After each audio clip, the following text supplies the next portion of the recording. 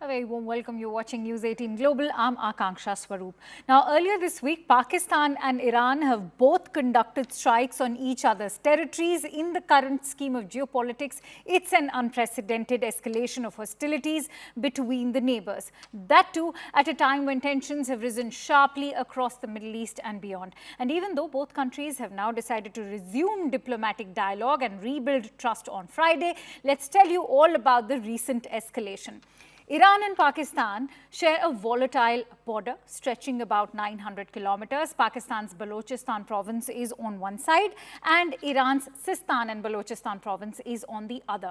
The people of the Baloch region, where Pakistan, Iran and Afghanistan meet, resent being ruled by both Islamabad and Tehran. Also, insurgencies are bubbling across the border region for decades. The latest strikes come as Iran's allies and proxies in the Middle East, the so-called Axis of Resistance, have launched attacks on Israeli forces and its allies against the backdrop of the war in Gaza. Pakistan and Iran's struggle against separatists operating on either side of each other's borders is not new. But what's highly unusual is that each side's willingness to hit targets across those borders. That too, without informing each other first. And so the big burning question on Iran and Pakistan is, why did the two countries attack each other now, especially when insurgency has been happening for decades? Of course, all this is happening against the backdrop of Israel's bombardment of Gaza. Needless to say, the repercussions have reverberated throughout the region. Shia-dominated Iran has targeted strongholds of the Sunni militant group Jaish al-Adl, or Army of Justice. It should be noted that this separatist militant group operates on both sides of Iran-Pakistan border. Jaish al-Adl had previously claimed responsibility for attacks against Iranian targets earlier as well. Its ultimate goal is independence for Iran's Sistan and Balochistan province. Pakistan is majority Sunni, while Iran and its axis of resistance is largely Shia. Now, 2 days after Iran struck Pakistan, retaliated 2 days later. It called the strikes a series of highly coordinated and specifically targeted precision military strikes on several alleged separatist hideouts in Sistan and Balochistan. Iran-backed Houthis have been stepping up their attacks since the start of the Israel-Hamas war in October last year. In fact, the day before the strikes in Pakistan, Iran launched ballistic missiles at Iraq and Syria as well. It claimed to be targeting a spy base for Israeli forces and anti-Iran terror groups. Meanwhile, heavy fighting continues between Israel and the powerful Iran-backed group Hezbollah too across the Lebanon border. And the United States is fighting Iran-backed Houthi rebels in Yemen. Now, we know the Houthis have been attacking ships in the Red Sea in the name of revenge for Israel's assault on Gaza. What's been the result? Global supply chains are facing severe disruption because the world's biggest shipping companies are diverting journeys away from the Red Sea. And with that, let me also bring you some significant reactions of the foreign ministers of Iran and Pakistan. At Davos, the Iranian foreign minister spoke about why they chose to struck those bases in Pakistan. Listen to what he has to say, and in retaliation was, in fact, a response coming in from the Pakistani foreign minister. Listen to that as well. در مورد پاکستان هیچ یک از اتباع Regarding Pakistan, none of the nationals of our neighbor, brother and friend Pakistan were the target of Iran's drones and missiles. A group called Jaish al-Adl, which is an Iranian terrorist group and have taken refuge in some areas in Pakistan's Balochistan province, carried out operations inside Iran over last days, including an attack on Rask police station, where they martyred our policemen. در استان سیستان و بلوچستان پاکستان پناه گرفته‌اند و ما بارها در مورد اون We have discussed them with Pakistan's high-ranking military, security and political officials. Our response is against Iranian terrorists inside the Pakistani soil. در ایران انجام دادند، از جمله در پاسگاه راسک نیروهای انتظامی ما رو به شهادت رسوندن. پاسخ ما روی تروریست‌های ایرانی در داخل خاک پاکستان هست. اجازه نمی‌دهیم. We won't allow them to play games with our national security. When it comes to the security of our country, we won't stand upon ceremony with terrorists in Pakistan and Israeli currents in Iraqi Kurdistan region. در داخل پاکستان و جریانات اسرائیلی در اقلیم کردستان عراق نداریم. This morning, Pakistan undertook a series of highly coordinated and specifically targeted precision military strikes against terrorist hideouts in Sistan-o-Baluchistan province of Iran. A number of terrorists were killed during the intelligence-based operation codenamed Margbar Sarmachar.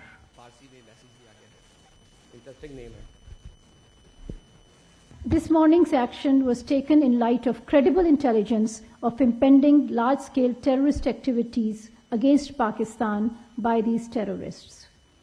This action is a manifestation of Pakistan's unflinching resolve to protect and defend its national security against all threats. Iran is a brotherly country, and the people of Pakistan have great respect and affection for the people of Iran.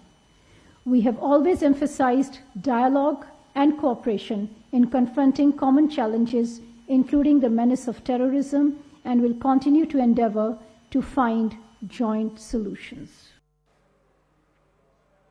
Pakistan and Iran's recent strikes on each other's territories now have come at a time when tensions have risen sharply across the Middle East and beyond. Why are these both nations striking each other's territory, and what does it have to do with the Middle East? Let's break it down for you in our next report. Iran and Pakistan's deadly tit-for-tat strikes over the past days are the highest profile conflicts across their border in recent years. It's raised alarm over whether it means wider instability in the Middle East, with Iran also launching strikes in Iraq and Syria this week against the backdrop of a raging Israel-Gaza war. Let's take a look at what's behind the flare-up and where it's headed. Iran sent shockwaves around the region on Tuesday when it launched a missile strike in Pakistan's southwest Baluchistan province across their shared border. Ruled by Shiite Muslims, Iran said it was targeting the Jaish al-Adl group there, saying it's linked to Islamic State, who are ultra-hardline Sunni Muslims. 2 days later, Pakistan hit back at the neighboring Sistan-Baluchistan province in Iran. It said it struck separatist militants from the Baluchistan Liberation Front and a related army, who it says were hiding out there. A source close to Iran's clerics told Reuters the bombing was an embarrassment for the leadership that had shown Iranian security to be vulnerable. In a statement, Iran's foreign ministry said it wanted neighborly relations with Pakistan, but called on Islamabad to prevent the establishment of terrorist bases on its soil. Ethnic Baluch militants have battled Pakistan's government for decades for an independent state. They say it unfairly exploits Baluchistan province's rich gas and mineral resources. BLF insurgents have also attacked Chinese citizens and investments in the rest of province. Islamabad said in a statement the sole objective of its strikes were, quote, in pursuit of Pakistan's own security and national interest, which is paramount and cannot be compromised. Analysts have noted that in their statements following the strikes, neither Tehran nor Islamabad made any links to attacks on Israel and Red Sea shipping carried out in support of Palestinians by a network of Iran allies. But given Pakistan's attempts in recent years to broaden ties with the US, along with Iran's other regional strikes this week, analysts say Tehran could be trying to show its influence in the context of the regional crisis over Gaza. Here's Brookings Institution's Foreign Policy Director, Suzanne Maloney. Analysts say the frictions along the border are long-standing, but neither side appear poised for more conflict. In public statements, both countries said their attacks were not aimed at each other's nationals and signaled they don't want escalation.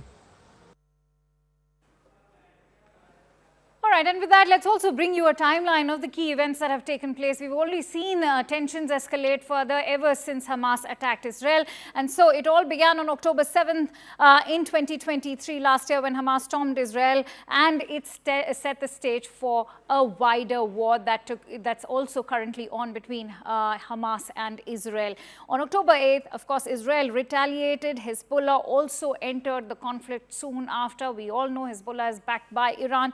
In November remember, the Houthis now begin to attack in the Red Sea. They've disrupted all the shipping lanes over there. We know it's a crucial shipping route. On 11th of January this year, the US allies also went after Yemen and against the Houthis. They also, in fact, went on to attack the Houthis in the Red Sea, because those attacks in the Red Sea were not stopping. On 16th of January, as we all know, Iran attacked Jaish al-Adl bases in Pakistan, and that was the time when Pakistan also sort of got provoked, and 2 days later Pakistan went ahead with this retaliation. At the same time, let me now break down for you what this entire crisis between Iran and Pakistan looks like, because Pakistan joined the conflict 2 days after Iran sort of attacked Pakistan. As you can see, the attack that took place from Iran was targeting the Sunni militia group, which is based in Balochistan, as you can see over here.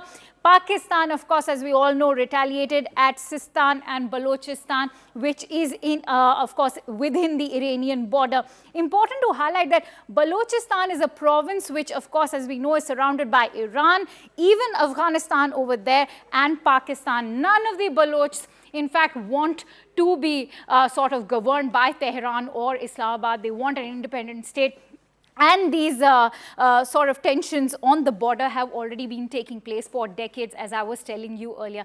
And with that, let's also tell you what the Houthi crisis has been as far as Red Sea is concerned. We know that the Houthis have been targeting the Red Sea. They are an Iran-backed rebel group which considers Israel as their enemy. And this is the entire map that I'm bringing to you over here. You can see this is the African region, and that's where Yemen is. And between Sudan and Yemen, you have the Red Sea. Over there, you also have the Bab el-Mandeb Strait, and this side you have the Gulf of Aden. Now, it's important to note that the Red Sea is a very crucial shipping route. It is the one which leads to the Suez Canal, is also an alternate, in fact, to the Cape of Good Hope, which is the other route. But now with the Houthi attacks, there's been a significant disruption to global shipping, and that's sort of bringing a major screeching halt to economic stability of the countries. And with that, in fact, let me also bring you some reactions that have come in at the moment.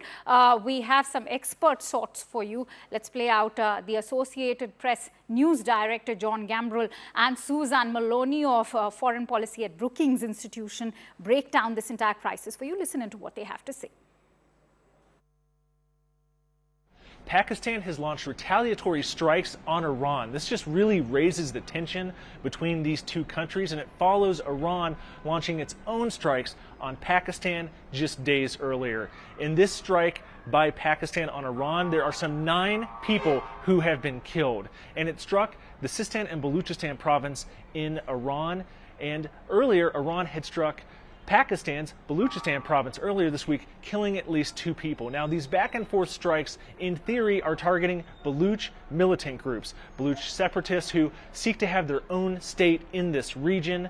But this also comes amid wider tensions that we see in the Middle East over Israel's war on Hamas in the Gaza Strip.